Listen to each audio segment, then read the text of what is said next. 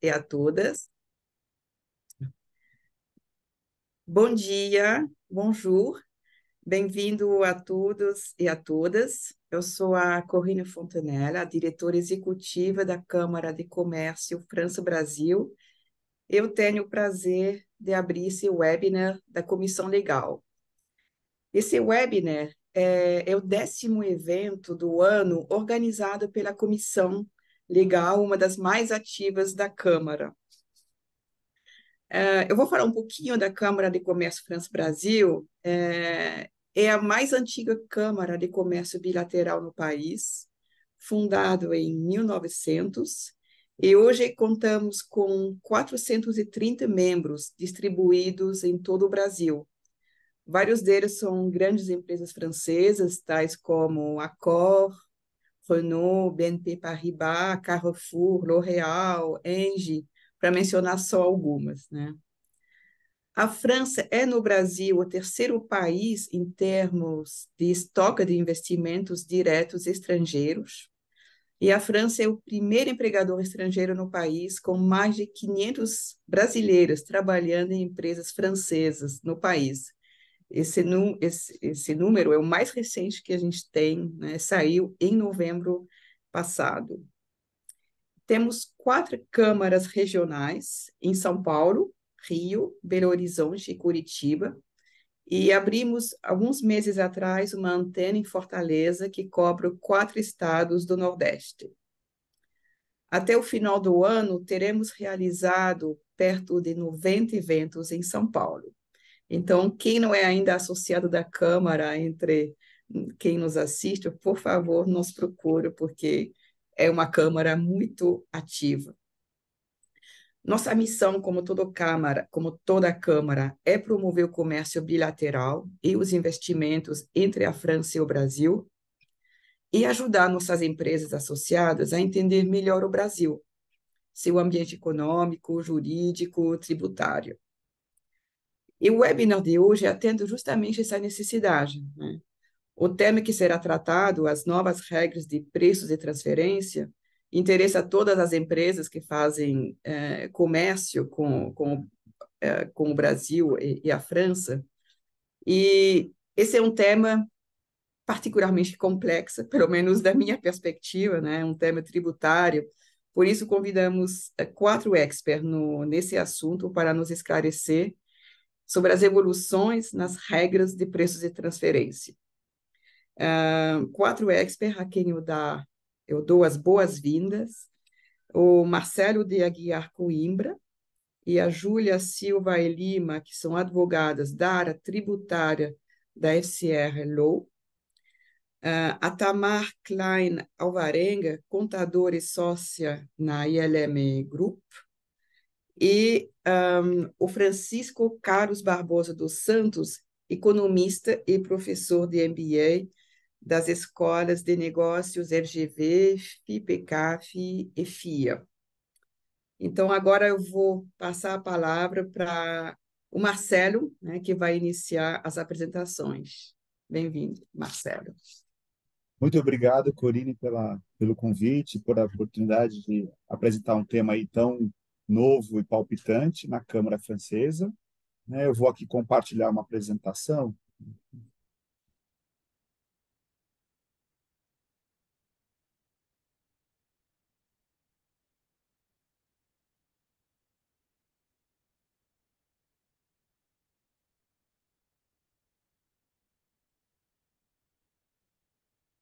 Tá dando para ver compartilhado? Está em modo apresentação? Não está em modo apresentação. Agora sim. Agora sim, ótimo. Perfeito. Então, aqui, o primeiro slide é apenas para apresentar os palestrantes, a Corine já acabou apresentando, né?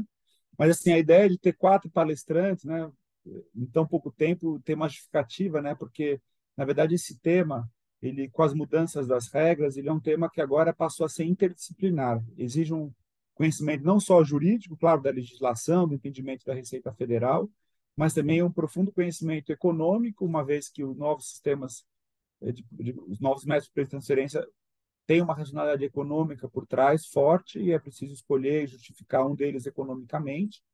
E também, é claro, sempre os aspectos contábeis, de como não só como contabilizar o método de preço de transferência, mas também não só também as obrigações acessórias contábeis que têm que ser cumpridas e o próprio cálculo, né? Porque tem métodos que consideram, por exemplo, a questão dos custos, né? E tem toda uma questão contábil em volta disso, né? Por isso que a gente resolveu montar esse time. Aqui, a Corina acabou me apresentando, eu sou sócio do escritório, tenho uma atuação bem longa na área tributária, né? E um mestrado, doutorado na área também.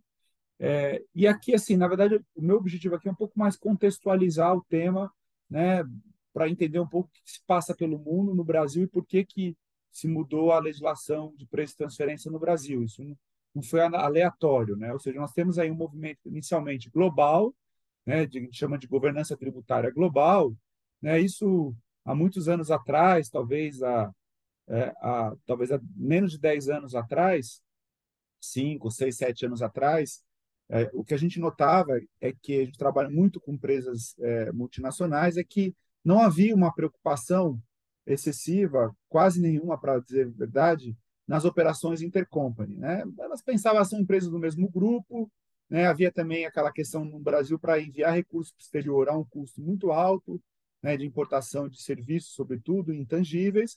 Então, o que a gente percebia na prática é que muitas empresas multinacionais e as francesas também na mesma situação, muitas operações intercompanies eram feitas de forma meio que informal do ponto de vista tributário. Havia, muitas vezes, uma contabilização da operação, havia, às vezes, uma consideração gerencial, mas a gente não via, muitas vezes não se fechava a operação da perspectiva tributária para evitar, inclusive, essas tributações. Então, a gente vê muitas empresas com muitas contas a pagar abertas entre matriz, subsidiária e matriz, né? A gente não vê muitas empresas que têm operações que nem formalizam, como, por exemplo, uma subsidiária que utiliza a marca da matriz, muitas vezes não tem um contrato de licenciamento de marca, né? E mesmo as operações, às vezes, que são fechadas, o câmbio e a remessa de recursos, muitas vezes não há um contrato dando suporte. Isso é uma realidade que no Brasil ainda existe. Mudou um pouco, porque a gente percebeu, aí te entra na questão né, já do BEPS, que foi né, uma iniciativa do G20 com a OCDE, 2015, quando foi publicadas as ações do BEPS.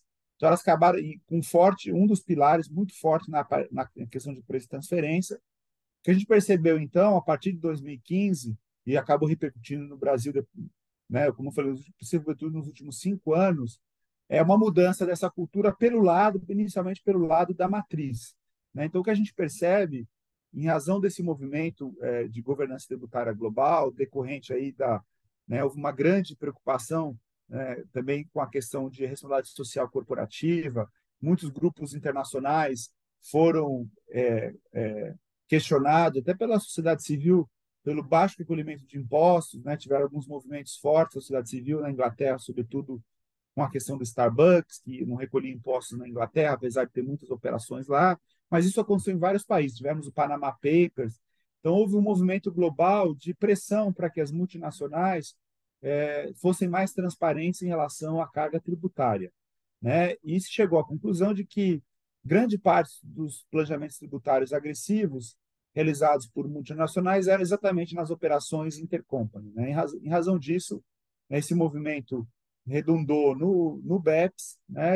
E a partir do BEPS, que a gente percebeu, iniciando sobretudo lá no exterior, né? E na França também, um movimento muito forte da matriz de começar a formalizar as operações intercompany e ter uma preocupação excessiva também com as questões de preço de transferência do lado de lá. Do lado brasileiro, o que a gente percebeu é que iniciou também esse processo por pressão da matriz. Então, as empresas começaram a formalizar e mandar recursos, por exemplo, para serviços utilizados da matriz. Não, as empresas geralmente, né, por eficiência do grupo, centralizam muitas vezes serviços de finanças, RH, marketing na matriz ou alguma empresa do grupo. E essas operações, antes que eram informalmente, né, então a subsidiária aqui acabava tendo um apoio da área de finanças, de RH, da matriz, mas não havia uma cobrança por isso, até porque no Brasil, para se remeter recurso inferior, há uma alta tributação, né? Mas a gente percebeu que isso foi se alterando, né? E agora arredondou recentemente com a alteração da lei brasileira de preço de transferência. Aí também alinhando o Brasil no movimento de, da pretensão brasileira de ingressar na OCDE, né? E para isso era um dos requisitos para entrar na OCDE aderir padrões internacionais tributários globais, né? E também redundou, como eu comentei, nessa questão da transparência fiscal. Agora, por exemplo, muitas empresas já adotavam o GRI, né, que é uma metodologia de reporting de questões socioambientais e de ESG, né? O próprio GRI aderiu também ao tema da transparência fiscal e tem um GRI específico para a questão de transparência fiscal, né, das country by country reports, que a gente vai ver que passou a ser uma exigência também no Brasil. Né? E aqui eu fiz uma citação apenas para mostrar, porque muitas empresas brasileiras, em razão do método anterior, né, não tem noção, às vezes, da seriedade que é o tema e a repercussão que vai gerar no Brasil. Né? Então, aqui eu só citei, né, uma declaração de um estudo de 2011 da ONU, no sentido que, numa perspectiva financeira, transfer price é provavelmente o mais importante tema fiscal global da atualidade, né? Aqui eu trouxe também um estudo da Ernst Young, bem recente, 2023, né, em que foi feito um levantamento com as principais empresas globais e o tema de preço de transferência foi considerado o de maior risco fiscal para as empresas, né? No exterior, é o tema que mais gera litigiosidade, né? Conflitos entre fisco e contribuintes, e tivemos casos aí de autuações fiscais de mais de bilhão de dólar de grandes empresas farmacêuticas, sobretudo, por questões de preço de transferência. Então, essa minha colocação inicial é para mostrar a preocupação e a seriedade do tema e como vai mudar o tema no Brasil. Né? Nós estamos aí aguardando ainda ver como que a Receita Federal do Brasil vai se posicionar. Muitos temas ainda têm aberto, inclusive questões que vão ser importantes para a aplicação do novo sistema. Há uma preocupação grande com o custo de compliance, né, porque antes era basicamente a contabilidade conseguia calcular.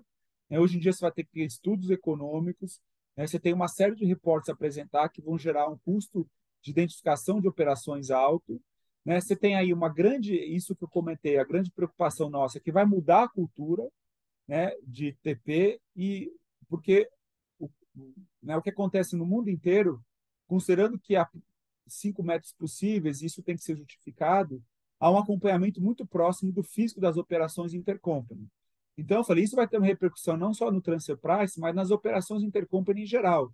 Como eu comentei, muitas empresas sequer formalizavam operações intercompany e algumas não remetiam os recursos. Então, isso vai gerar não só impacto para a transfer price, mas para as próprias tributações nas remessas internacionais intercompany. Né? Vai ter que ter uma grande necessidade de alinhamento entre matriz e subsidiária, que afinal, né, vai ter que ter, vai redundar novas políticas de transferência em necessidade de elaborar novos contratos de operações intercompany. Esses contratos vão ter que satisfazer tanto requisitos brasileiros da legislação como requisitos estrangeiros, no caso da matriz na França. Então, por isso que, inclusive, no escritório, nós estamos tornando uma equipe interdisciplinar, nós temos também uma equipe da área empresarial, que está envolvida também, porque tem essa parte forte de negociar com a matriz o novo contrato intercompany, para cumprir a legislação brasileira e evitar aí maiores riscos fiscais. Mas também, por outro lado, se há um grande custo, há também uma oportunidade de planejamento tributário, claro, dentro dos limites legais, já que no novo sistema há a possibilidade de escolher métodos e há sempre um espaço, uma margem de liberdade para escolher os métodos, desde que tenha razoabilidade econômica, e nessa margem de liberdade é possível, e no Brasil mais que possível é necessário, né, pensar em planejamento tributário, uma vez que a gente sabe que a carga de remessa internacional pode passar de 40%. Então, se for mal feito o estudo de preço de transferência, você vai ter uma grande carga tributária na remessa, além dos ajustes de imposto de renda. Então, a questão do planejamento tributário no Brasil passa a ser, considerando a alta carga tributária dessas operações intercompany, não só é algo, né, que esperado, mas até mesmo necessário. Né? E quanto antes se adotar, melhor. Né? Então, primeiro que em 2023 é facultativa a legislação, a gente tem até recomendado para clientes que tenham que fazer ajuste esse ano para recolher imposto, já reanalisem, nós estamos iniciando alguns projetos nesse sentido, né? Mas para o ano de 2024, não adianta deixar para o final do ano, porque as operações intercompany começam já em janeiro. No 1º de janeiro já tem operação intercompany a princípio acontecendo. E se a empresa deixa para fazer no final do ano, tudo bem, ela pode pensar, depois eu faço um ajuste no final do ano, mas se a matriz já faturou, já cobrou, pode gerar um imposto maior lá ou até aqui no Brasil e depois, né, inclusive nas remessas internacionais, e no final do ano depois os ajustes talvez não sejam suficientes para equilibrar esse imposto recolhido maior no início do ano, né? Tem uma série de documentação de suporte que precisa ser preparada. Como eu falei, tem que se revisar todos os contratos intercompany, todas as operações que a empresa tem. Muitas empresas acham que não tem muitas operações intercompany, mas existem muitas potenciais. Tem, como eu falei, tem mútuo intercompany, está sujeito à legislação, tem a parte de todos os intangíveis, marcas, patentes, know-how que são utilizados, serviços intercompany, compartilhamento de custos, fora, é claro, todas as importações de bens que as empresas tenham e outros serviços intercompany que ocorrem entre as empresas. Então, potencialmente, são muitas transações que todas elas precisam ser revistas, documentadas, com negociação de contratos intercompany, fora as obrigações específicas da legislação, como, por exemplo, vocês terem noção, isso vai gerar uma grande questão de transparência fiscal, né?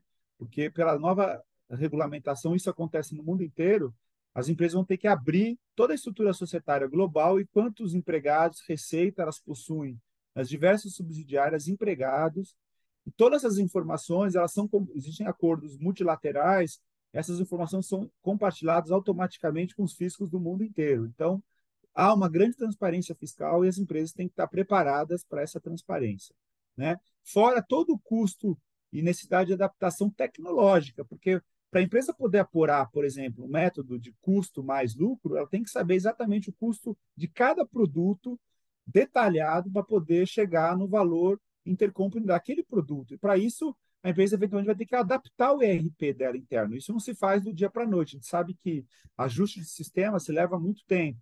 Então, só essa parte de ajustar tecnologicamente o software da empresa para facilitar o cálculo, isso já demanda bastante tempo de antecipação. E tudo isso para evitar e estar preparado, porque o que a gente percebe, mesmo como há um grande grau de subjetividade que se percebe no mundo, é que vai haver muita litigiosidade. Então, as empresas têm que estar preparadas em termos de estar bem documentada, fazer bem feito, né, com estudos econômicos para evitar o maior risco de litigiosidade. Então, isso era para poder respeitar o tempo. Aí nós temos aí 4 apresentações. Eu vou passar agora, então, para a Júlia.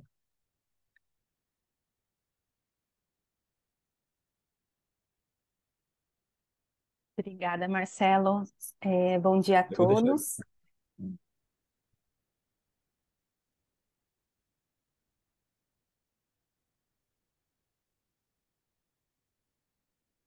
Vou compartilhar a minha. Aí. Enquanto em relação às perguntas, como a gente tem 4 apresentações, a gente prefere deixar para o final, mas vocês ficam à vontade de escrever no chat, que a Júlia depois vai colocar as perguntas para nós.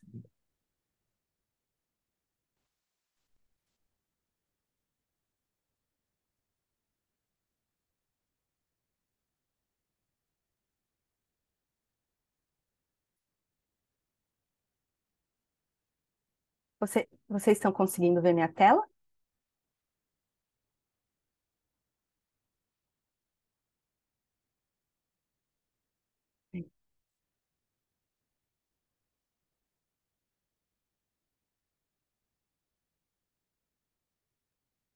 Ai, desculpa, gente, travou aqui para mim. É só um pouquinho.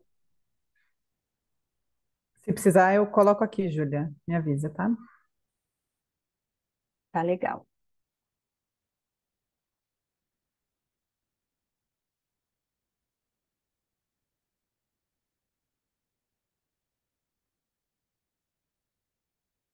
Agora foi?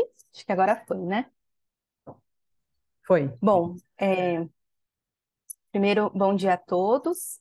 Agradeço o convite da Câmara de Comércio França-Brasil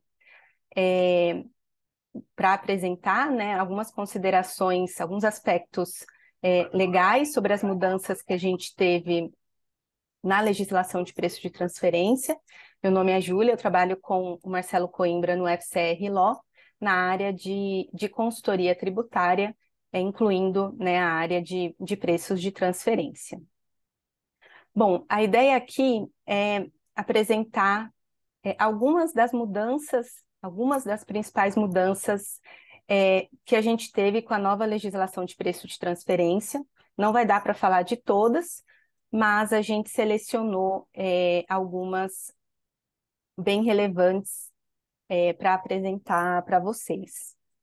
Bom, como a gente sabe, a legislação antiga ela está ali disposta na Lei 9.430 de 96. Ela traz regras de preço de transferência desalinhadas ao padrão OCDE, apesar, né, de serem consideradas regras que do ponto de vista de praticabilidade, elas são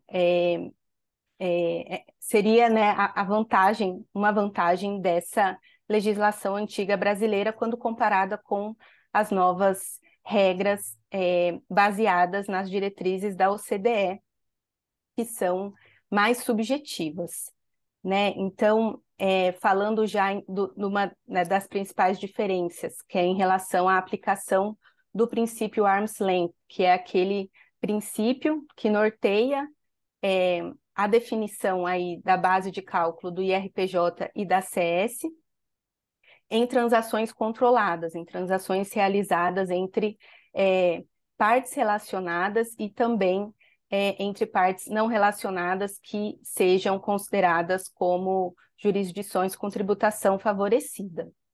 Então, a lei que a gente tem, a lei antiga, ela tem um alinhamento, né, parcial a esse princípio, que determina que, para fins de definição de base do IR e da CS, em transações entre partes relacionadas, os termos e condições devem ser estabelecidos de acordo com aqueles que seriam estabelecidos entre partes não relacionadas em transações comparáveis, ou seja, as condições dessas transações controladas devem ser aquelas praticadas pelo mercado para fins aí de combate a uma transferência artificial de lucros no âmbito de um grupo econômico, né? Transferir lucros para jurisdições onde o lucro é tributado, talvez a alíquotas, né? Uma tributação de renda menor, na verdade.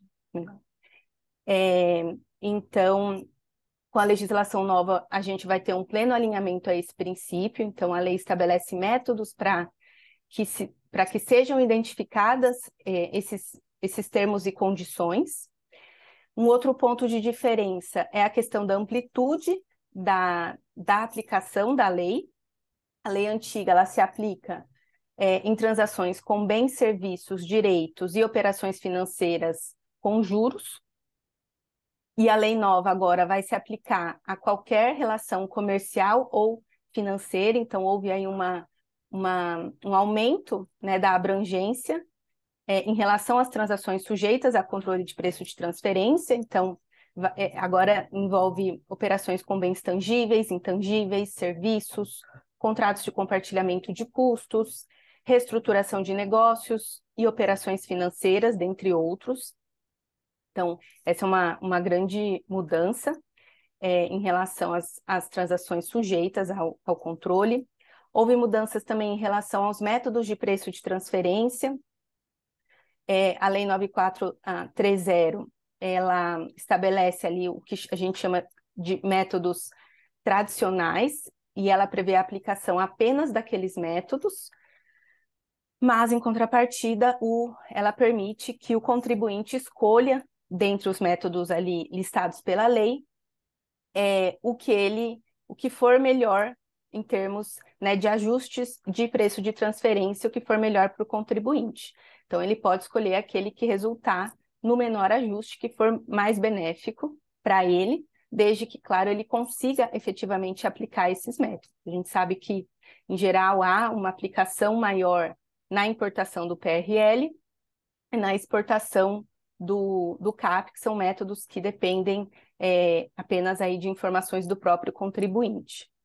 E agora, com a lei nova, houve, né, o aumento do número de métodos disponíveis. A gente agora tem 2 métodos que a gente chama de transacionais, além da possibilidade de aplicação de outros métodos. Essa parte o Francisco vai detalhar um pouco mais, mas com a particularidade de que o contribuinte vai precisar definir o método que seja mais apropriado para a transação controlada, né, que é aquele considerado como que fornece a determinação mais confiável dos termos e condições que seriam estabelecidos entre partes não relacionadas. Então, aí entra uma complexidade em relação à legislação anterior, já que essa análise vai depender aí de vários fatores relacionados à transação em si. Uma outra questão é a análise de comparabilidade. Hoje, né, a legislação antiga, ela é baseada na aplicação de margens de lucratividade fixas determinadas conforme o setor de atividade econômica do contribuinte, o que, na prática, traz aí uma vantagem de simplicidade e praticabilidade, mas que, considerando essas margens fixas estabelecidas pela lei, não se aplica, né, efetivamente o princípio arm's length, porque, né, a lei estabelece ali margens que podem não estarem alinhadas com as margens efetivamente praticadas pelo mercado, acarretando uma, né, potencial dupla tributação no âmbito do grupo, ou até mesmo uma não tributação, dependendo da situação em específico. E agora a nova lei, ela traz aí um passo, né, para fins aí da aplicação das regras, um passo adicional de se realizar uma análise de comparabilidade, ou seja, comparar os termos e condições da transação controlada com os termos e condições que seriam estabelecidos entre partes não relacionadas em transações comparáveis. Então, envolve aí uma análise do mercado para se definir esses termos e condições, sejam preços, sejam margens de lucros, em operações que o contribuinte indicar que sejam comparáveis com aquela que ele está realizando com uma parte relacionada. Outro ponto relevante de mudança, a questão dos ajustes de preço de transferência. Hoje a gente tem, né, basicamente um ajuste fiscal que é realizado pelo contribuinte no final do ano, quando, né, ele está elaborando ali a ECF, né? Então são ajustes na base de cálculo, exclusivamente na base de cálculo do imposto de renda e da contribuição social sobre o lucro. Agora, né, o novo regime ele traz 3 tipos de ajustes que podem ser feitos. O ajuste espontâneo, que é o semelhante ao que a gente tem hoje, então é aquele ajuste fiscal realizado pelo contribuinte para aumentar a base de cálculo do IR da CS, se identificar que ela deveria, né, que as condições de mercado resultariam numa margem de lucro maior para o Brasil. Aí uma das novidades, então, é a previsão de um ajuste compensatório, que não é um ajuste meramente fiscal, é um ajuste realizado pelo contribuinte no valor efetivo da transação, seja para aumentar ou para diminuir, até o final do ano calendário em que for realizada. Esse ajuste está disciplinado na Instrução Normativa 2161, e ele, então, né, pode resultar tanto no aumento da base como na diminuição, dependendo do tipo de ajuste que for feito. E, por fim, o ajuste primário, que é o ajuste fiscal realizado pela Receita Federal, diretamente aí na base do IR da CS, se ela identificar num processo de fiscalização que o contribuinte não seguiu as regras de preço de transferência. Um ponto aqui que ainda está incerto em relação aos ajustes de preço de transferência da nova legislação são os efeitos desses ajustes, né? Porque, principalmente em relação aí aos ajustes espontâneos e compensatórios, né? Se a gente pegar um ajuste compensatório que vai mexer no valor, por exemplo, de uma transação de importação que a empresa brasileira faz, de forma a aumentar o valor dessa importação, esse aumento ele vai implicar no aumento da tributação incidente na importação dos bens ou de serviços. A IN ela fala que não, automaticamente não. Mas é uma questão que no exterior é bem relevante, tem discussão, tem país que determina expressamente que sim, impacta, mas no Brasil, por enquanto, não tá claro, né, o que a Receita, como a Receita vai entender quando ela fala aí que não vai implicar automaticamente num impacto direto nos tributos incidentes sobre essa operação ajustada. Um outro ponto de diferença são as transações com intangíveis. A lei que a gente tem hoje não traz regras específicas para intangíveis. O que a gente tem é a exclusão aí das operações com royalties relacionados a marcas e patentes e tecnologia do âmbito da aplicação das regras de preço de transferência, porque eles estão sujeitos a regras específicas de dedutibilidade. Dedutibilidade de 1 a 5% da receita líquida, que agora, com a lei nova, esses limites são revogados, já que há uma disciplina, então, específica para intangíveis na legislação nova de TP, onde, né, traz lá a definição de intangível e a aplicação de conceitos específicos para se definir um arm's length no âmbito das operações com intangíveis, incluindo, então, os royalties.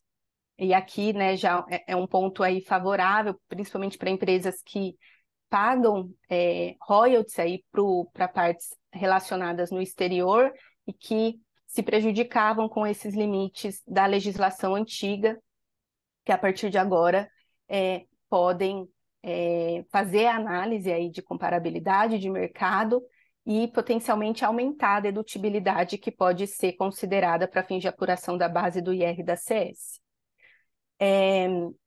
Outro ponto de mudança em relação às transações financeiras. Hoje a gente tem regras que se aplicam basicamente apenas a juros e as regras novas aumentaram o âmbito de aplicação da legislação de TP. Então, as regras vão ser aplicadas para operações de dívida, então os juros que já estão previstos, e outras operações financeiras, cash pooling, garantia, seguros, todas aí vão ter uma disciplina específica agora. E por fim, os serviços intragrupo. Na legislação de hoje, a gente não tem uma disciplina específica, apesar, né, dos serviços estarem sujeitos às regras de TP, mas na legislação nova há uma disciplina própria para serviços intragrupos sujeitos às regras, e inclusive, né, uma abordagem simplificada, um safe harbor para serviços de baixo valor agregado, né? Essa disciplina que foi trazida pela instrução normativa,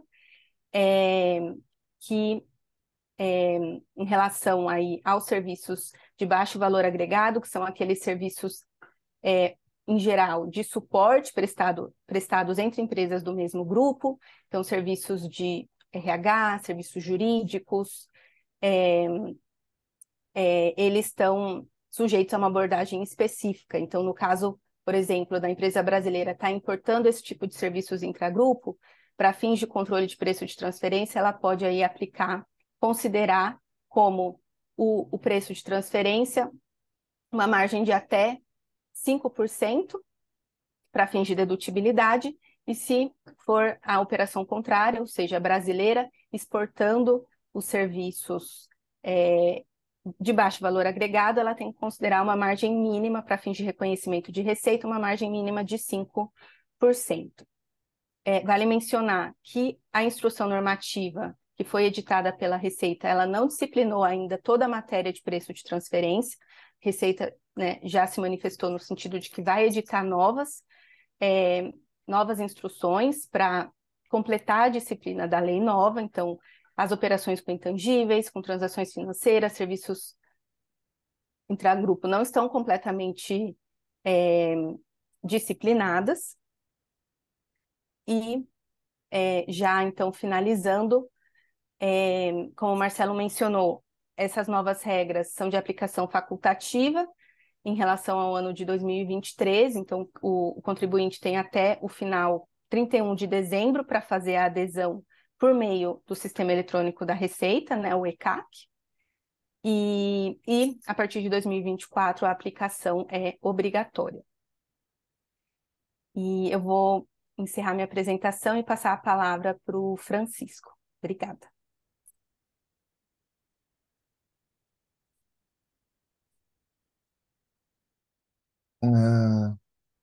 Bom dia a todos. Deixa eu só compartilhar aqui minha apresentação. Um minuto. E já fazemos isso.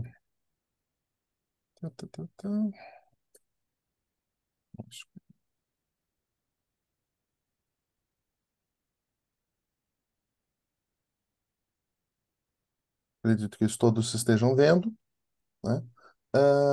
Mais uma vez, bom dia, novamente.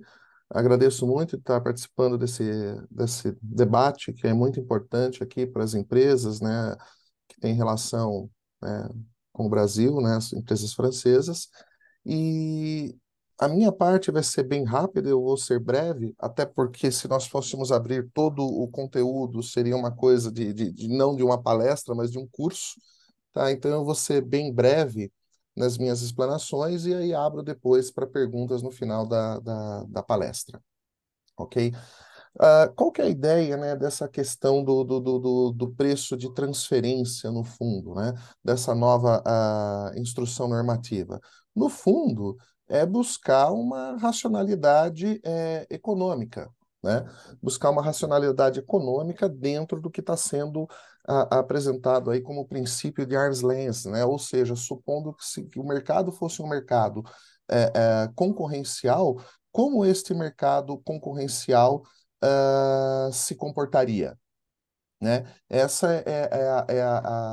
Ué, o que aconteceu? Essa é a ideia. Acho que saiu o PowerPoint, né?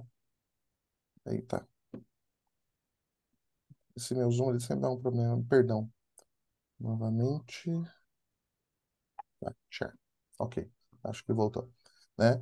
Qual é a ideia por trás disso? Então, seria essa de supor que a empresa estaria num modelo de mercado concorrencial e, supondo esse mercado concorrencial, como seria praticado, né, esse preço? Qual seria o preço final desse produto ou desse ativo negociado no mercado, né?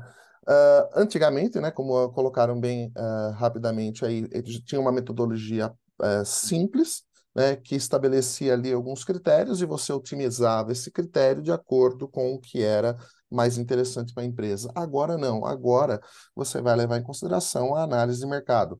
Imagina, por exemplo, uma empresa, né, que teve seus lucros afetados, por exemplo, no período do Covid, onde o lucro do negócio foi afetado. Se fosse no princípio anterior a esse, você estaria sendo tributado de acordo com uma alíquota, né, e de acordo com um critério que não era não levar em consideração essas questões de mercado. Nessa nova metodologia, não. Nessa nova metodologia, você vai analisar essa questão também do mercado, né? Ou seja, as circunstâncias econômicas se sobressaem perante a questão da determinação, então, do preço de transferência. E quando nós falamos aqui de circunstâncias econômicas, né, a análise econômica aqui ela deve incluir vários escopos, né? Questão geográfica, tamanho de mercado, qual que é a competitividade da empresa, existem substitutos ou não nesse produto, quais são as estratégias de negócio que estão sendo feitas, né? Está incluindo inovação? Não está incluindo inovação? Tem adaptações à mudança que a empresa está sendo feita? Quais são esses contratos, duração de contratos? Então, todas essas características econômicas, elas acabam se tornando relevantes a partir daí. E nesse sentido, dentro desse princípio, né, dentro dessa nova metodologia, a quantidade de informações, né, a serem fornecidas, quanto mais, melhor. Tá? Então, ela vai determinar aqui uma análise mais apurada. E dentro dessa questão da análise mais apurada, né,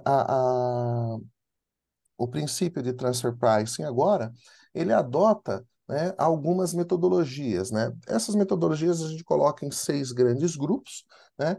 E você vai, né, dentro disso, escolher aquelas que são apropriadas de acordo com a atribuição do negócio, ou seja, né, de acordo com o tipo de negociação, o tipo de atrativa que você tem aqui no Brasil, de acordo com o mercado, você vai escolher uma dessas metodologias, né? Antigamente, não, você escolhia a que a melhor maximizava, né, a sua função objetivo. Agora não, agora você vai ter que mostrar, olha, eu estou usando, por exemplo, preço independente comparável, por quê? Porque o meu produto é uma commodity, o mercado está muito bem estabelecido, portanto, as informações são muito mais claras.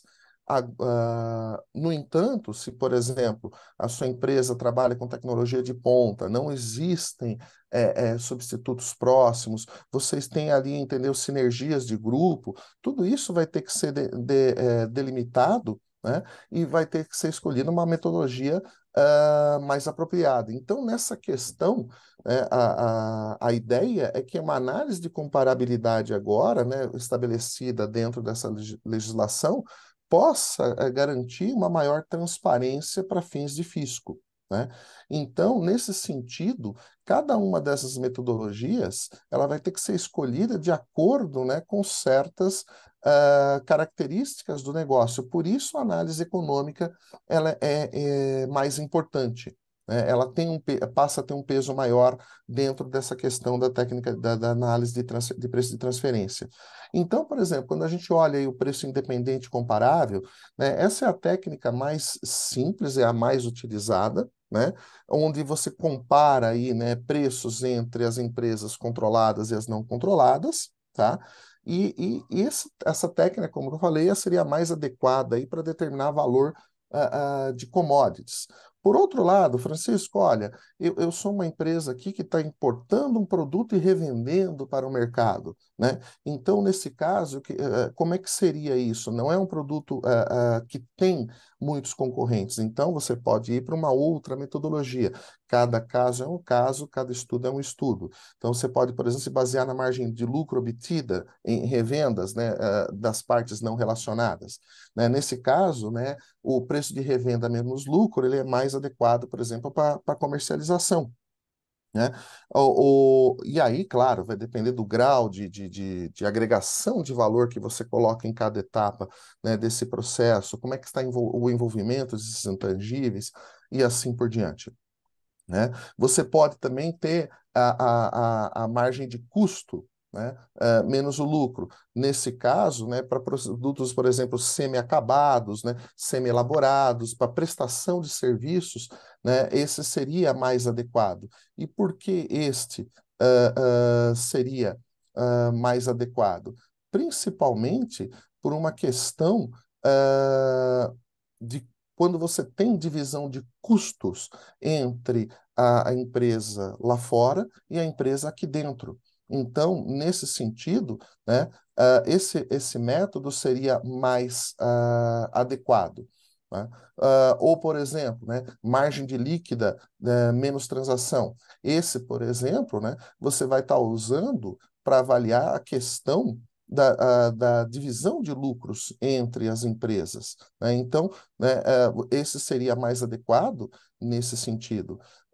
Ah, ou, né, ou, Francisco, poxa vida, nenhum desses métodos se adequa. Então, como é que eu poderia fazer isso daí? Ora, nesse caso, a gente vai ter que justificar para a Receita Federal, né, que nenhum desses métodos se aplica, né? Isso tem que ser muito bem feito, ou seja, o método apropriado aqui, de acordo com a natureza, né, da transação, esses 5 métodos, eles não se aplicam, e aí sim, né, você poderia usar algum método alternativo, né? Nesse sentido, esses métodos, né, de avaliação alternativos, o critério de comparabilidade vai ser características dos bens, como foram feitos esses termos contratuais.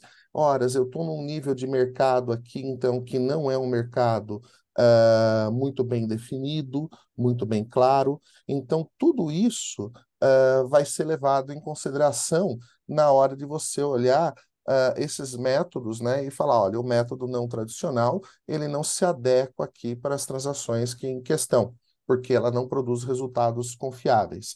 Então, essas técnicas, né, que a gente fala, né, esses modelos de avaliação, cada um deles tem as suas características. Outra questão também que é muito importante, né?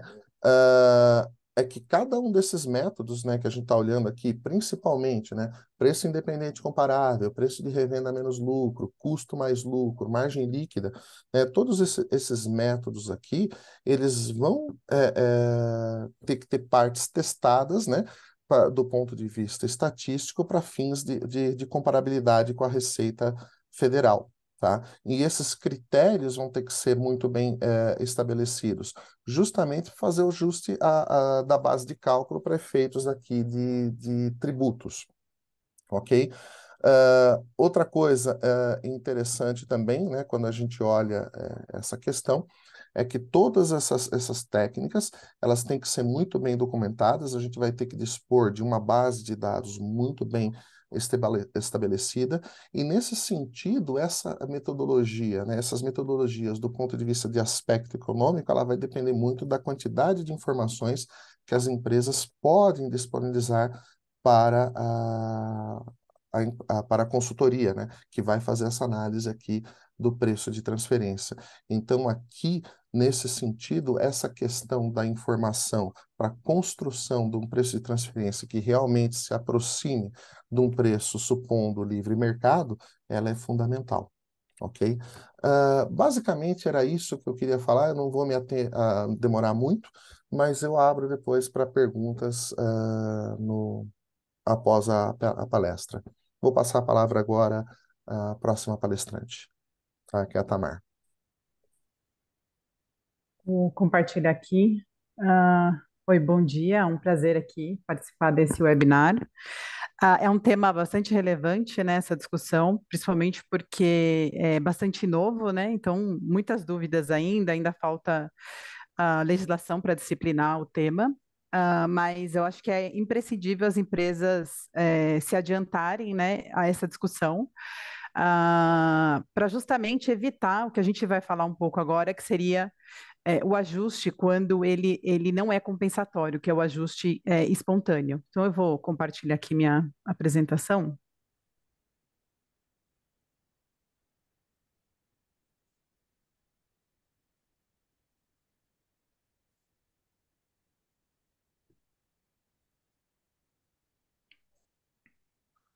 Então, vamos lá. Eu sou sócia na ILM, geralmente a maioria dos nossos clientes são empresas internacionais, com subsidiárias no Brasil, então é um tema que a gente sempre discute bastante com as empresas, né? Principalmente porque nessas empresas é bastante comum as operações com partes relacionadas com o grupo, né? Então é um tema que tem muita relevância. Então, vamos retomar um pouco aquele conceito que a Júlia falou rapidamente, que foi a respeito do ajuste, né? Então, você tem duas possibilidades de fazer ajuste, né? O espontâneo e o compensatório. O primeiro deles que eu vou falar é o ajuste que é o espontâneo, que é quando basicamente você acerta, você faz a correção do cálculo diretamente na apuração do imposto de renda, né? Então, o que que acaba acontecendo? O grupo econômico, ele acaba tendo um custo tributário maior. Por quê? Porque as operações elas aconteceram ao longo do ano. Eventualmente, o que é bastante comum, pode não ter acontecido essa discussão do preço dos ajustes, se eventualmente era necessário alguma correção. Inclusive, é como acontece hoje, né? Raramente as empresas fazem essa discussão a contento, elas acabam praticando o preço ali comercial, eventualmente, acaba fazendo essa correção diretamente na apuração do imposto de renda. O prazo desses cálculos, ele geralmente, assim que fecha o ano, a empresa atualiza esses cálculos e já no pagamento em 31 de janeiro do mês subsequente, né? Do ano subsequente, faz-se então o recolhimento do imposto de renda e da contribuição social com esse impacto. Então, eu trouxe aqui uma demonstração de resultado, até uma empresa de capital aberto, mas para demonstrar que nessa situação do ajuste espontâneo, você vai acabar vendo o impacto ali na última linha, né, que é o imposto de renda e a contribuição social. Então, você acaba tendo ali, geralmente, um aumento, né, quando se tem um ajuste, quando não se tem, não. Mas quando se tem, você acaba tendo ali um acréscimo, né, no imposto de renda e na contribuição social, então você aumenta o custo tributário para o grupo, o que de certa forma não é bom, né? Por quê? Porque você pagou mais impostos, né? Então, quando você olha do ponto de vista do grupo, o custo tributário foi maior. Já no modelo compensatório, que é essa situação que a nova legislação ela prevê, é possível você corrigir o valor da transação, né? Então, você pode, por exemplo, ter um incremento numa receita de exportação, você pode ter um incremento, uma invoice adicional, um complemento num custo, né? Eventualmente de uma importação de produto ou de uma importação de serviços, intercompany. Então, você, nesse caso específico, quando você corrige a transação, você vai acabar vendo ali eventualmente um impacto na demonstração de resultado nas linhas onde diretamente houve o impacto da invoice complementar. Então, ou uma receita, ou custo, enfim, ou uma despesa. Então, você acaba tendo, de fato, uma alteração no seu resultado, né? Então, ele acaba sendo, com certeza, mais interessante por conta do que eu falei, que é a questão de você evitar ter um custo tributário que impacta negativamente o grupo. Porém, um ponto ainda que está sendo discutido e que provavelmente vai ter legislação complementar tratando a respeito, com relação às importações, eventualmente quando se paga impostos nas operações que aconteceram. Então, ainda é uma dúvida como que serão tratadas essas invoices complementares, né? Porque, eventualmente, vamos imaginar a situação onde você faz uma importação e depois você recebe lá em dezembro uma invoice adicional para você pagar, por exemplo, importação de produto.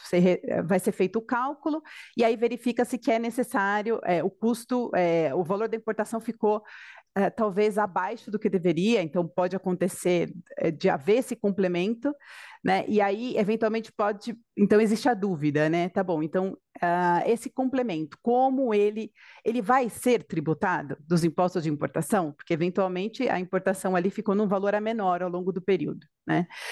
O mesmo acontece no inverso, eventualmente você pode ter importado por um valor maior, e aí você acaba tendo que ter esse ajuste a menor, então, sei lá, uma credit note para fazer esse abatimento, e aí você pode ter feito esse pagamento desses impostos de importação maior do que o devido, né? Então, esse é um ponto de atenção, porque o ideal, por isso que esse é um ponto que faz sentido discutir já desde o começo do exercício, é na expectativa de evitar esses complementos. Por quê? Porque a gente ainda não sabe exatamente como serão esses impactos. A princípio, ainda não foi exatamente disciplinado, então é provável que talvez a Receita Federal estabeleça um percentual, um limite, uma margem de segurança, algo assim, mas a gente ainda é um ponto ainda que provavelmente vai ser discutido.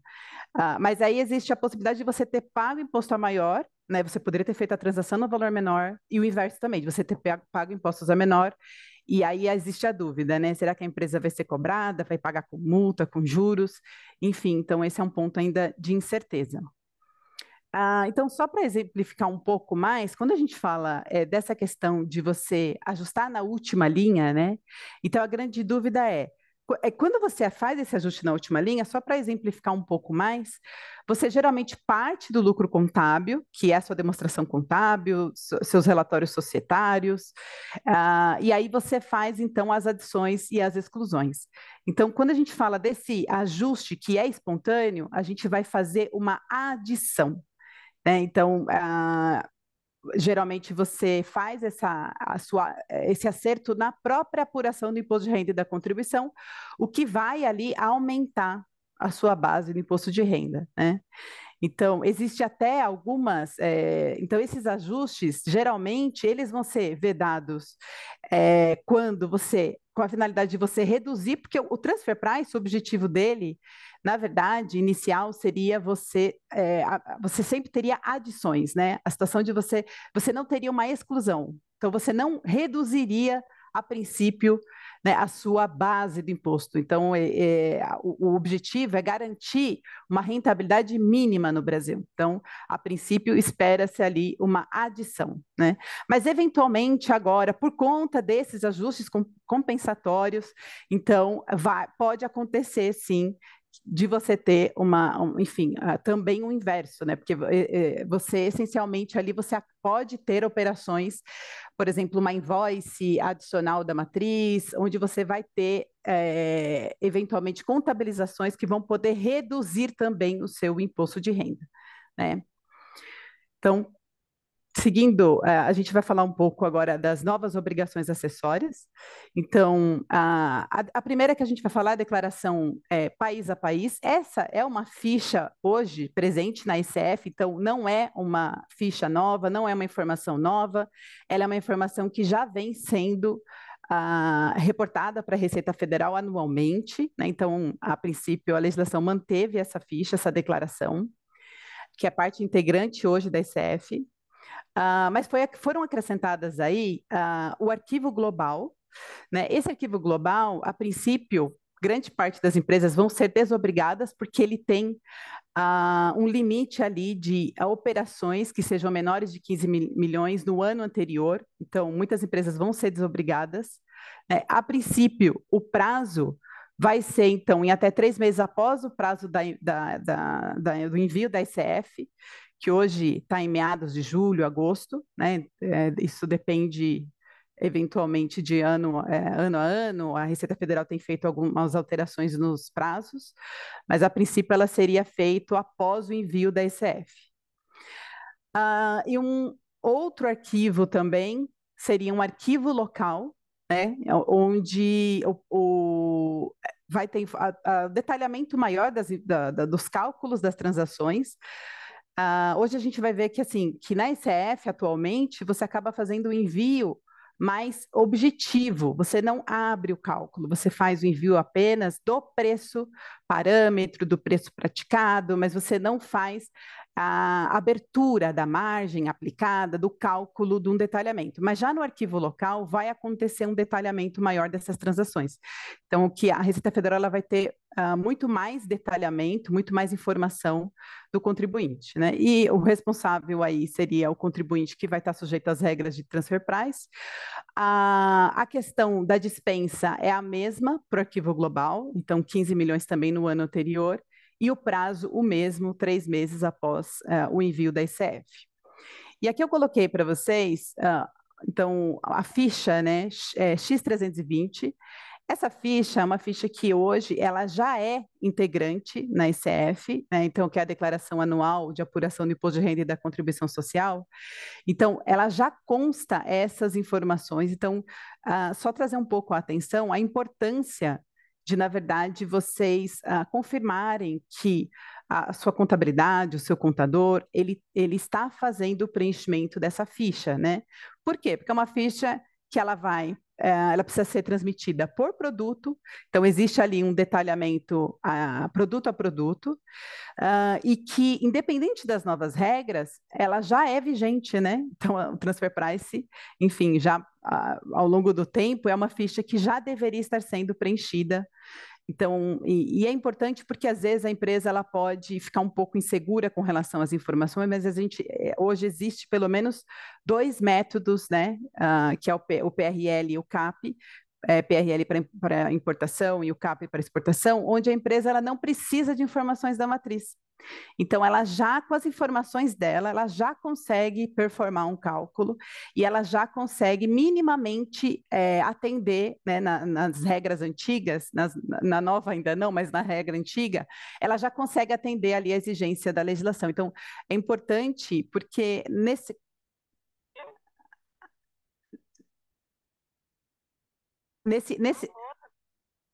Oi? Acho que estou ouvindo... Então, já nesse primeiro momento, ela já consegue performar um cálculo, mesmo sem ter, talvez, toda a documentação, né? Porque a documentação, geralmente, você apresenta só em caso de fiscalização. Então, enfim, fica esse conselho, né, para que vocês façam essa verificação, assegurem que isso está sendo preenchido, porque a fiscalização da Receita nesse nível, ela é automática, então ela facilmente consegue verificar, a empresa fez operações intercompany, né, hoje a gente tem nota fiscal eletrônica, tem várias declarações que reportam isso, enfim, e aí ela pode cruzar facilmente com o ECF, e aí você, enfim, pode ter aí um problema de fiscalização, de autuação, enfim, né? E a questão das multas, né? Já nas novas regras, para o arquivo global e local, então as multas elas vão de no mínimo R$ 20.000 até um valor máximo de 5 milhões. Então, o impacto dessas multas, né, são valores expressivos.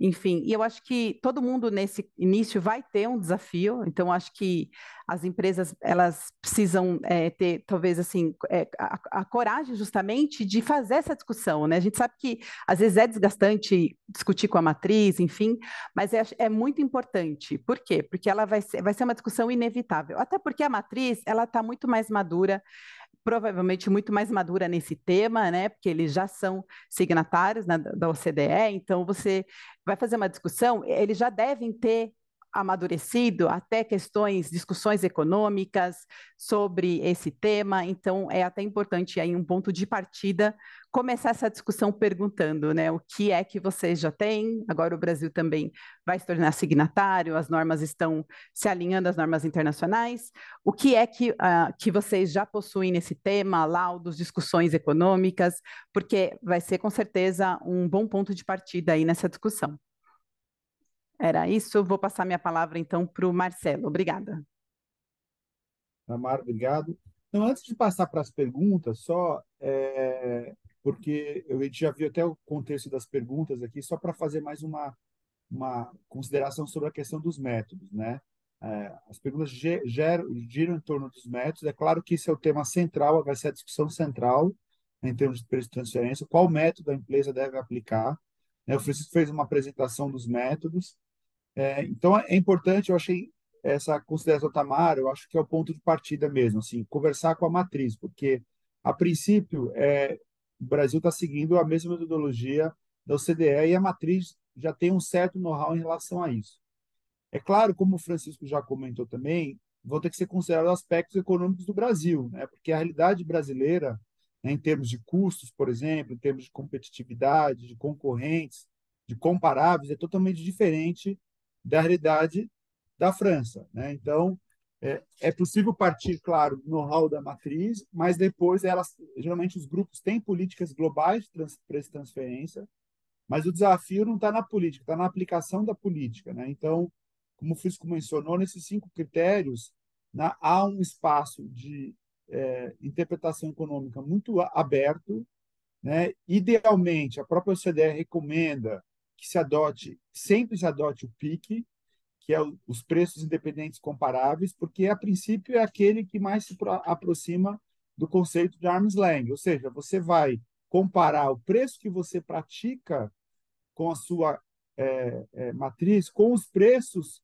que você pratica com outras partes independentes ou, eventualmente, em que o mercado pratica. Então, se a empresa tiver dados suficientes internos para isso, Então, por exemplo, um caso típico desse é a empresa de software. As empresas de software que têm preços intercompany, geralmente ela tem licencia software para muitas outras empresas fora do grupo. Então, ela tem o preço independente comparável para utilizar, porque ela tem várias transações idênticas com outras partes independentes, ou ela consegue verificar no mercado qual é o preço, como é um caso de alguém que vende um produto, né? Não precisa ser uma commodity stricto sensu, mas um produto que tem facilmente comparáveis no mercado. Então, nessa situação, o melhor é adotar o PIC, porque o PIC não há risco perante a Receita Federal. Se você comprovar para a Receita que você praticou o mesmo preço que você com a sua empresa do grupo, que você pratica com 10, 20, 30, 40 empresas,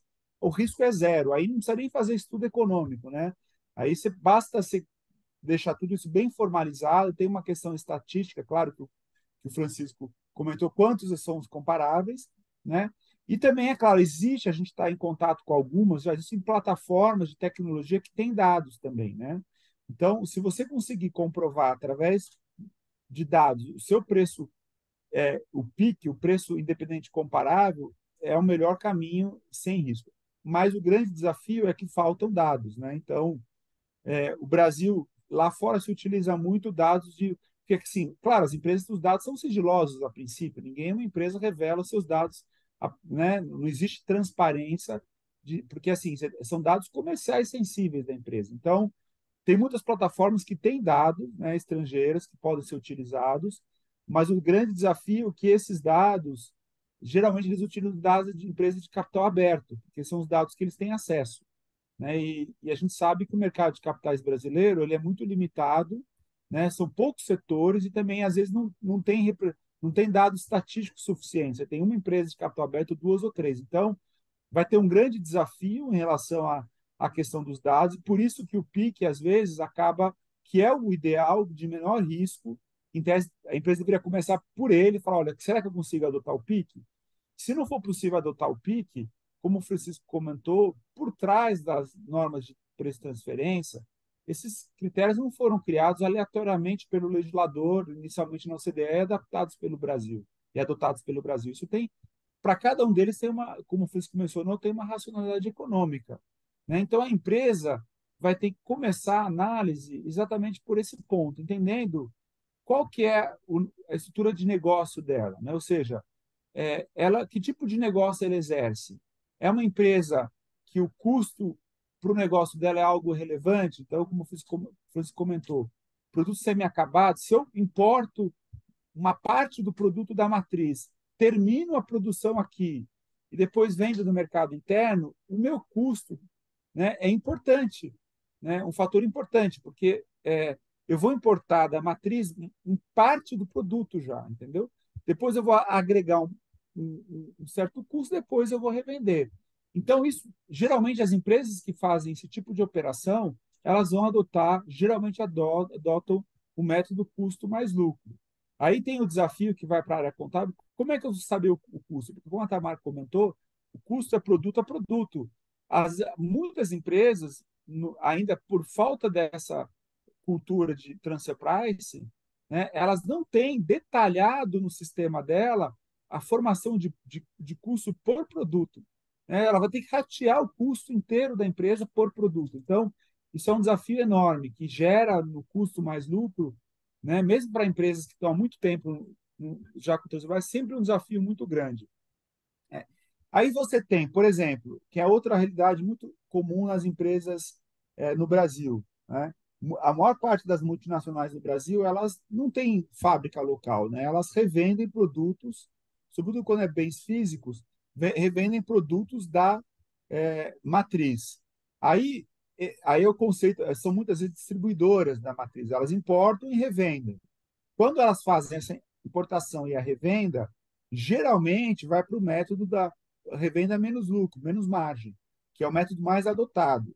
Geralmente, salvo nos casos, né, em que você tem no Brasil a subsidiária agrega valor. Então, ela importa um produto acabado já e revende. Só que no Brasil ela tem uma marca, ela coloca a marca própria, que é a marca do mercado brasileiro. ela tem uma rede de distribuição grande, ela tem lojas no Brasil. Então, se ela agregar valor econômico ao negócio, daí geralmente se usa o custo mais o lucro. Então, esse é o grande desafio. Aí você vai para o setor de revenda de software, aí tem empresas que têm projetos, né, que você tem, não é muito fácil definir qual das partes agregou valor em que proporção. Então, você tem um produto em que ele é iniciado a produção de um bem intangível na França, depois então, um software, se inicia o software, o desenvolvimento do software na França, só que a subsidiária do Brasil vai adaptar o software, vai customizar para a realidade brasileira. Então, né, um software de ERP, por exemplo, tem que se adaptar à legislação tributária brasileira. Né? Você vai ter que fazer ajuste à nota fiscal eletrônica. Então, você tem uma atuação também no negócio da subsidiária. Então, na verdade, aquele produto final ele é uma soma do esforço da matriz com o esforço da subsidiária. Daí você tem todo o quinto, o método de divisão de lucro, para você entender qual foi o esforço, a proporção do esforço de cada uma delas. Então, assim, realmente é um desafio grande. E daí, Júlia, se você quiser, nós estamos já adiantados no tempo para poder cumprir o horário, se você quiser abrir para as perguntas, eu só quis dar esse contexto geral, porque as perguntas todas giram em torno dos métodos, eu acho que esse é a questão central, né? Depois, é claro que o desafio inicial, que as empresas já deveriam iniciar desde logo, que é, como eu falei, identificar quais são as operações intercompany, porque o que a gente percebe na prática é que as empresas subestimam isso. As empresas têm muito mais operações intercompany do que elas imaginam. Então, isso já imagino que antes mesmo de iniciar qualquer tipo de cálculo, a empresa, desde logo, já deveria começar é quase uma due diligence que a gente fala, porque você vai ter que não só identificar as operações todas, né, através de dados financeiros, mas também ir atrás de toda a documentação. A gente sabe que muitas vezes isso como é matriz entre mãe e filha, né, o negócio, então muitas vezes isso não está nem arquivado corretamente, são contratos antigos, tem todo um desafio grande de buscar essa documentação, ou o que acontece muito, são contratos que foram elaborados pensando no transfer price do lado da matriz. Então, que não vão ser vão ter que ser adaptados para a realidade brasileira. Então, esse é um desafio grande que deve se iniciar. Aí, Júlia, se você quiser começar as perguntas, daí a gente, livremente, aí, quem quiser de nós quatro responder, a gente vai agregando e vai debatendo. E quem tiver também do público, tá? Eu sei que tem muitas empresas aqui, algumas talvez já iniciaram esse projeto, ou pessoas que já trabalharam com isso na matriz. Quem quiser também agregar algo, fica à vontade para levantar a mão também e agregar nesse debate, ou quiser fazer alguma consideração, independente das perguntas, se alguém quiser também, né, falar algo sobre o tema, fica à vontade, nós temos ainda mais, um pouco mais que 15 minutos, ainda dá para a gente ter um debate, aí, aproveitar esse tempo final para um debate aí bem, que possa agregar ao máximo. Eu vou falar aqui de uma primeira pergunta que a gente recebeu. Pode uma empresa ter várias operações e aplicar cada método para cada operação? Exemplo, revenda, contratação de serviço financeiro da França, e no México por serviços compartilhados. Esse é o desafio. Não só pode, como deve, né? Como Deve ser. deve. Para cada operação vai ser, para cada produto, cada operação é um método diferente. Então, imagina o esforço que tem que ser feito. Cada método tem que ser feito a justificativa do método, o cálculo do método. Você escolher um método, você vai ter que testar vários métodos. Então, assim, é um desafio muito grande. Acho que o Francisco pode agregar nesse ponto aí também. Lembre-se que o princípio é a racionalidade econômica. Cada mercado é um mercado, cada operação é uma operação com características próprias. Então, para fins de Receita Federal, né, e para fins de transfer price, a gente tem que entender que, no fundo, a Receita Federal fala que é o seguinte: olha, eu quero um benchmark, eu quero um preço de referência que eu possa comparar com todo mundo. Né? Supondo que fosse um mercado em livre concorrência, qual seria esse preço para ter praticado? E aí você estabelece um range. Então, ó, eu tenho um valor mínimo e um valor máximo, esse meu preço de transferência tem que estar dentro desse range. Por isso que eu falei da questão da análise estatística. E como eu disse a vocês, Do ponto de vista fiscal, isso é muito melhor, porque agora ele está levando em consideração as questões de mercado, né, sazonalidades e características específicas de cada mercado. Lembrando, né, a todos que estão aqui assistindo, o Brasil, em muitos aspectos, para certos produtos e serviços, o Brasil é quase um oligopólio. Lembrando que o oligopólio tem características muito específicas, né? Uma outra questão também, que é por que essa questão de custo? O Brasil é um país de dimensões continentais com custos logísticos muito altos, e, portanto, isso tem que ser levado em consideração. Então, nesse sentido, né, o que o Leonardo perguntou aqui é sim, Leonardo, você vai ter que utilizar método específico para operações específicas, não tem como, tá? Isso é inevitável.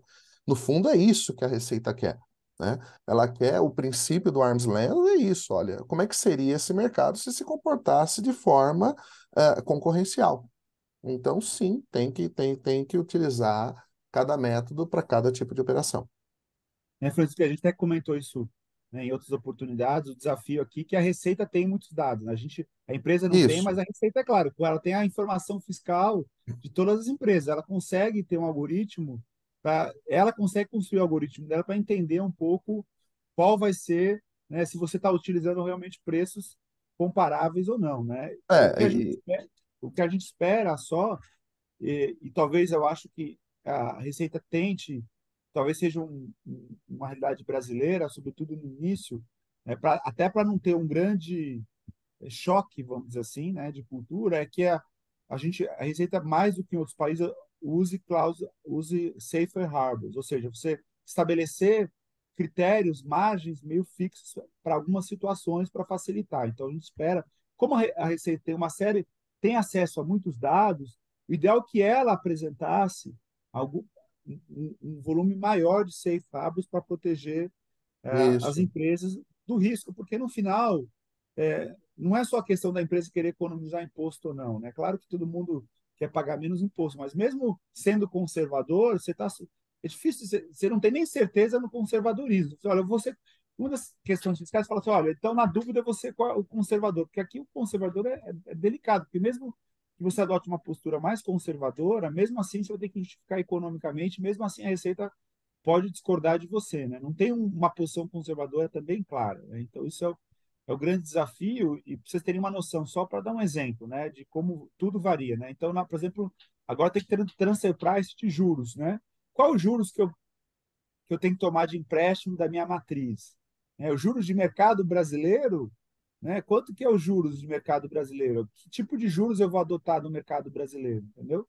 Então, por exemplo, no Então, lembrando, exterior, Marcelo, que juros, né, você tem uma parte de risco Brasil. Tá. sim. O risco é por operação, por negócio, por mercado, por prazo. Como é que eu vou Então, por colocar exemplo, isso?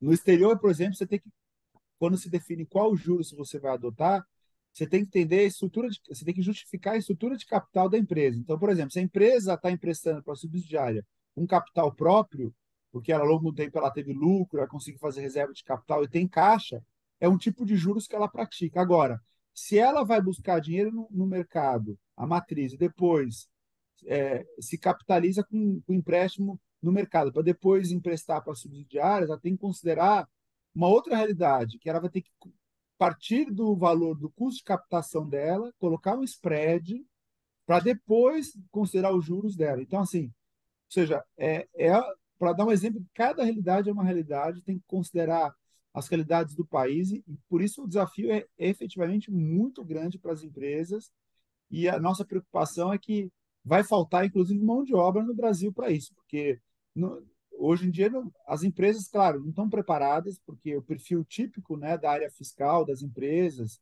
e das contabilidades são pessoas que não têm uma base econômica sólida para fazer esse tipo de análise, né?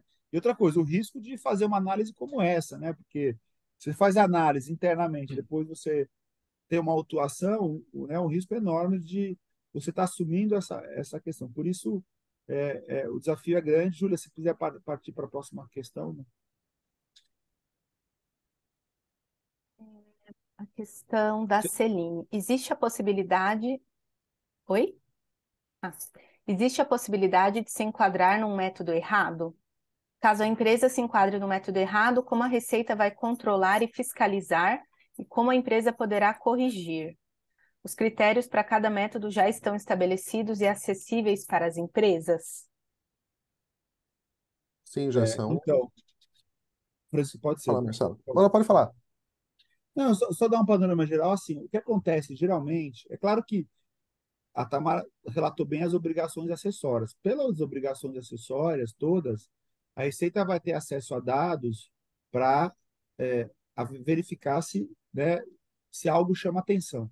Mas, geralmente, pela experiência no exterior, quando tem fiscalização, geralmente, é claro, no fundo, a Receita quer saber se você está pagando mais imposto ou menos imposto através de técnicas de definição de preços intercompany. Então, se ela perceber, por exemplo, que a empresa, durante muitos anos, tem uma baixa lucratividade no Brasil, lembrando que ela vai ter acesso, pelas obrigações CBCs, né, ela vai ter acesso à rentabilidade do grupo no mundo inteiro. Se ela começa a perceber que a matriz tem rentabilidade e a subsidiária está no prejuízo, e acende a luz e ela vai fiscalizar a empresa. Então, a Receita, nesse momento, deve estar desenvolvendo, como ela faz hoje, mecanismos de inteligência artificial para cruzamento de dados, usando, lembrando que a Receita tem acesso, além das, antes mesmo da empresa apresentar os relatórios, a Receita já tem acordos multilaterais, ela tem acesso às informações das empresas do grupo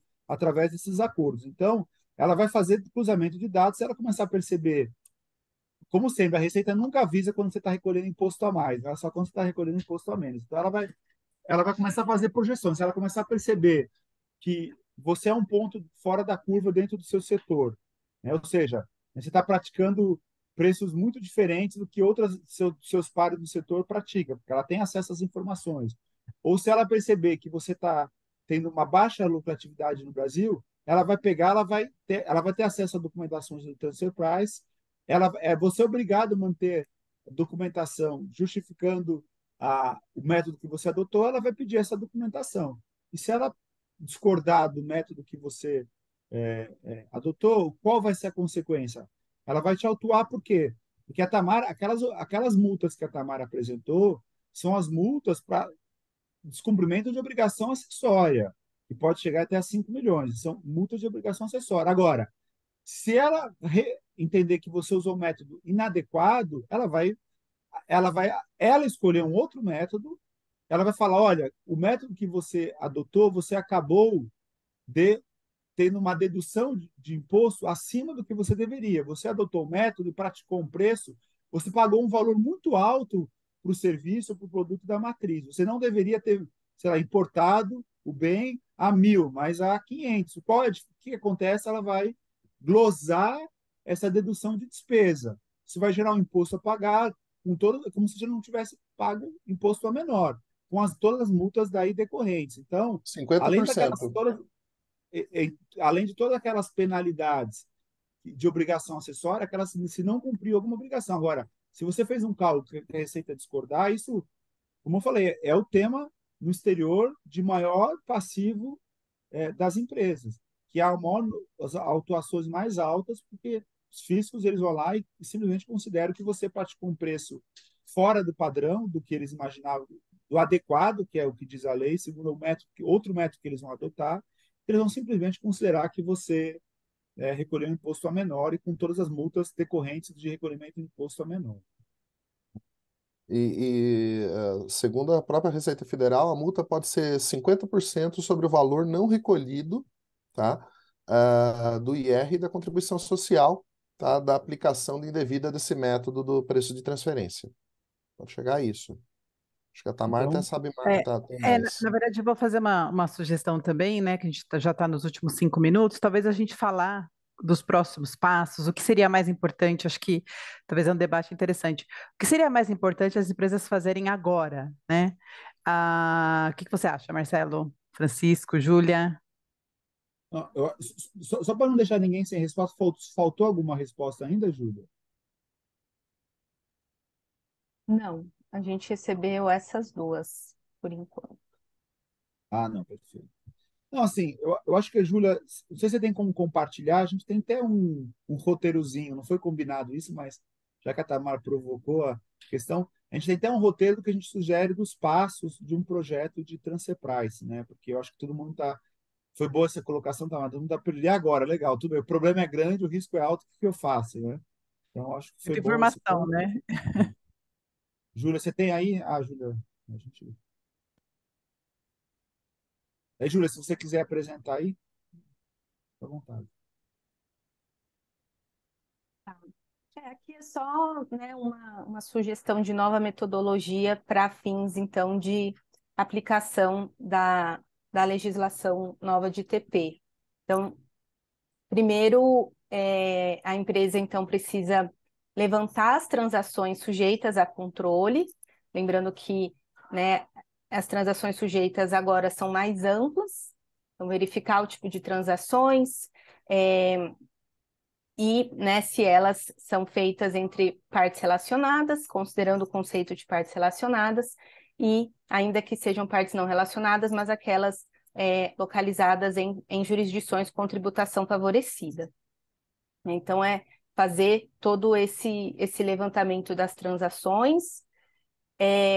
Feito o levantamento, é fazer o delineamento da transação, que aí entra a questão, né, de análise do mercado, das funções de cada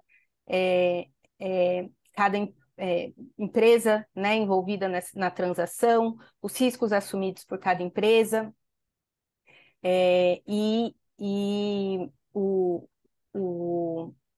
a área, né, econômica onde ela se coloca, né? Feito esse delineamento, segue, então, para análise de comparabilidade, né, achar aí, com base na transação delineada, achar os comparáveis, os potenciais comparáveis, que podem ser aplicados para fins de definição do método mais apropriado, considerando, então, as características da transação delineada. Então, aí já, né, o passo 4, né, identificar o método mais apropriado, considerando cada tipo aí de transação realizada. Aí, verificado o método e definido, então, um range de preços ou, né, de outro indicador financeiro que estaria dentro aí de um arm's length, verificar se ele está adequado com o que foi praticado pela empresa. Em sendo, né, adequado, não é necessário, né, fazer ajuste, mas em não sendo, aí a gente tem, então, os ajustes que podem ser feitos, ou ajuste compensatório ou ajuste espontâneo. O compensatório é aquele que corrige e altera o valor da transação em si, e o espontâneo, que é feito pelo contribuinte só para fins fiscais, né, diretamente na base de cálculo dos tributos sobre lucro. E, né, o último passo, mas é um passo que é feito ao longo, né, da própria metodologia, que é preparar a documentação que dá suporte à análise, né, à metodologia de preço de transferência que foi realizada, e depois cumprir com as obrigações acessórias aí em termos de documentação, os arquivos que a Tamar mencionou, né? A gente viu que tem aí umas hipóteses de dispensa, mas é importante que a documentação, ainda que você seja dispensado de apresentar as obrigações acessórias em si, a documentação que suporta a análise que é feita pelo contribuinte deve ser mantida. Eu talvez queria complementar, talvez até reforçando, né? Eu acho que vale, como a gente já está indo em dezembro, né? Daqui para a virada do ano agora é um pulo. E já o cálculo agora do IR de dezembro, que vence em janeiro, já deveria, inclusive, considerar os ajustes, eventuais ajustes mesmo, vigente da norma antiga. Eu acho que vale a pena acrescentar, talvez confirmar justamente com o seu contador se os cálculos estão encaminhados, né? Porque o vencimento ele acontece em 31 de janeiro, então é muito importante, e é muito difícil você fazer esse cálculo em janeiro, porque janeiro, fechamento de balanço, um monte de coisa acontecendo, então janeiro é um mês bem complicado, então minha sugestão façam isso, né? Já comunique o seu contador, entre em contato com ele, confirma se ele já tem as informações para fazer o cálculo, porque lá na SF a gente só demonstra o cálculo que foi feito em janeiro. O impacto do cálculo ele acontece no vencimento do IR, que é 31 de janeiro agora, né? Próximo mês. E de forma complementar, para evitar justamente o ajuste espontâneo, o ideal seria já começar o ano assim que possível, o quanto antes, com os preços intercompanies já validados, com a nova regra, se possível, para evitar justamente aquela discussão que a gente fez. Se você for fazer um ajuste compensatório no final do ano, vai entrar toda aquela discussão: esse ajuste foi a maior ou foi a menor? Qual foi o impacto, eventualmente, nos seus impostos de importação, de exportação? Será que vai ter multa e juros? Enfim, que são ainda dúvidas que a gente tem. Então, o ideal é tentar, para se antecipar a isso tudo, né, e você já ter um valor intercompany discutido, já talvez comunicar a sua matriz dessa alteração no Brasil. Como a gente falou, vai ser algo que para eles já é normal há muitos anos, então você vai estar falando com quem eventualmente já está por dentro do tema, e já perguntar: você já tem estudo econômico? A gente eventualmente vai ter, claro, que adaptar, né, como que o Francisco explicou, no Brasil você tem muitos fatores que impactam, né, nessa discussão, mas uma primeira conversa com a matriz agora em dezembro, ela é bastante proativa, eu acho que é bem recomendável também. Era mais isso. Obrigada. E só adicionando, Tamara, assim, a gente tem casos já de clientes que, como em 2023 eles teriam que fazer um ajuste considerável, alto, eles já estão tentando ver se faz sentido já aplicar em 2023 para evitar o recolhimento do imposto, né? Porque uma vez, como você comentou, havendo ajuste, tem recolhimento de imposto. Então, seria importante já verificar internamente se vai ser feito algum ajuste esse ano. A gente tem um caso de um cliente que ele não sabe ainda, porque ele não fechou ainda, porque é só no final do mês. Mas a gente está adotando o ano passado, ele falou: minhas transações de 2022 para 2023 não mudaram muito, então, a partir de 2022, nós fizemos muitos ajustes, provavelmente deve repetir o que vai acontecer em 2023, então, nesse caso, eles estão analisando 2022 como base para ver se não faz sentido adotar um outro método já para 2023 para evitar alto recolhimento de imposto que eles tiveram no ano passado. Então, pode ser feita uma economia, porque só um exemplo prático, né? Hoje as margens são fixas, por exemplo, margem de 20%. Tem muitas empresas que não têm como ter margem de 20% e é fácil demonstrar que a margem não é 20%. Então, na verdade, o estudo está bem adiantado, ou seja, é só você justificar que a margem não é 20, é 10. Aí, se você já consegue reduzir eventualmente por isso. Dependendo do caso, você pode neutralizar o ajuste ou até reduzir pela metade. Então, assim, parece uma coisa meio complexa aplicar esse ano, mas, como eu falei, como tem margens fixas, se a margem for fora da realidade de vocês, se alguém aqui do grupo tem empresa que não tem margem de 20%, que não é uma margem tão simples, vale a pena ir atrás, saber se tem ajuste feito, porque o estudo daí não é tão complexo. Se eu tenho todo o custo já pronto, só falta mudar a margem, que eu todo ano eu apuro o custo e aplico uma margem fixa, e eu puder simplesmente adotar uma outra margem agora, e for fácil de justificar essa outra margem, eu já posso adotar. E depois eu tenho tempo também. Esse estudo de justificativa não vai ser exigido no dia 31 de janeiro. Depois eu faço um estudo rápido para ver se realmente tem como justificar a margem menor, qual seria a margem justificável, né? Inclusive, aí a forma mais fácil de fazer isso é perguntar para a matriz: vocês têm como comprovar a margem que a gente opera no mundo inteiro? Sim, todos os nossos estudos de transfer price, no mundo inteiro, a margem é 10%, por exemplo, né? Aí você pode ficar tranquilo a adotar esses 10%, por exemplo, no Brasil, depois o economista dá um jeito de justificar isso, porque no mundo inteiro a sua margem é 10%. Só no Brasil que a margem era 20%. A gente tem muitas clientes que estão nas situações como essa, que sempre reclamavam por que o Brasil tem que usar essa margem, sendo que no mundo inteiro a nossa margem é menor. Isso para dar um exemplo que adotar em 2023 parece uma coisa que tem pouco tempo que não dá, que não vale a pena, mas eu acho que nas empresas que têm ajuste considerável, vale a pena, porque com os dados que a gente tem da matriz, como a Tamar falou, é possível já usar não mudar de método, aí é muito complexo, mas usar o custo mais lucro e mudar a margem de 20 para uma outra margem que é praticado pelo grupo em outras empresas do grupo, porque aí ele tem comparáveis para isso. Entendeu?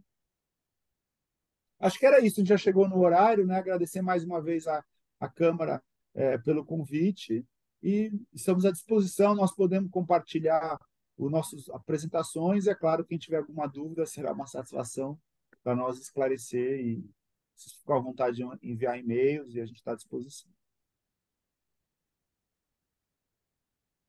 Muito obrigada por todos vocês, pela excelente apresentação e até uma próxima. Então, assim que dentro de algumas horas a gente vai ter a gravação do seminário, do webinar, e eu compartilho com vocês e com os participantes, com toda a audiência de hoje, tá bem? Obrigada, então. Olha, estão perguntando aqui se vocês podem disponibilizar as apresentações. Então, eu preciso que cada um de vocês dê esse consentimento para que eu possa depois encaminhar Claro. para todos eles, tá bom? Então, eu aguardo que vocês nos encaminhem, por gentileza. Tá legal, Tá bom. Rosângela. Obrigado. Muito obrigada, gente. Obrigada Obrigada, mesmo. gente. Bom dia a Obrigada. todos. Bom Obrigado, dia. bom dia, até logo. Bom dia. Até logo.